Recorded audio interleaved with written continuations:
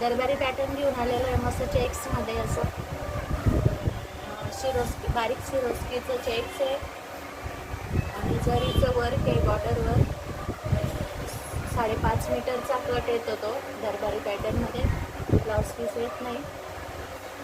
Fabric येणार आहे georgette. त्याच्यात लिमिटेड स्टॉक आहे आपल्याकडे. 5 कलर आहे फक्त.